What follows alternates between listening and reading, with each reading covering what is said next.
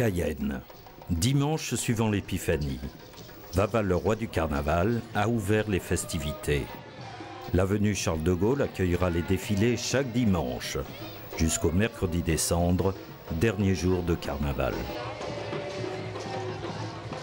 Je crois que le carnaval, c'est un peu comme le Père Noël.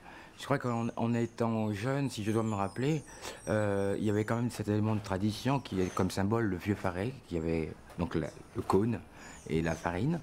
Il y avait le maître bœuf qui tenait un homme habillé en noir et avec une corne qui faisait excessivement peur. Les masques n'étaient pas aussi... enfin, maintenant, on en fait de très en plus horribles, mais il y avait ces sensations de peur, ces sensations de merveille, quoi. Je veux dire, c'était des personnages qu'on n'a pas l'habitude de voir et qu'on se nourrissait d'images ou d'émotions. Voilà.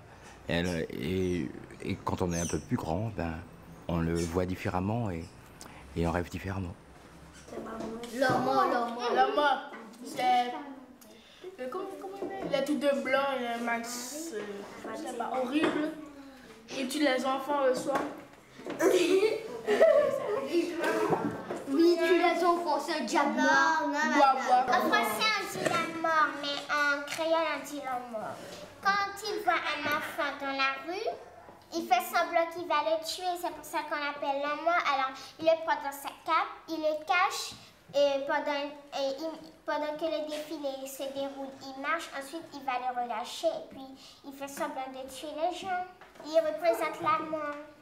Expression d'une culture populaire, Joe Farine, Lamo et Zombie Barreiro sont indissociables de l'imaginaire carnavalesque. Mais d'où viennent-ils? De leur histoire, on a peu de preuves matérielles. Ce que l'on sait, c'est que le carnaval de Cayenne est une créolisation du carnaval d'Europe importé par les colons. Les esclaves, s'inspirant des bals masqués donnés par les maîtres, créent leur propre mascarade. Les costumes descendent dans la rue, sont réinventés et prennent un sens nouveau.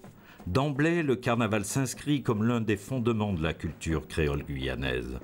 Mais si Joe Farine ressemble à la fée et si Soussouris peut s'être inspiré du costume d'Arlequin, d'autres personnages comme les coupeurs de canne, le vidangeur ou le nègre marron sont des références directes à l'histoire guyanaise.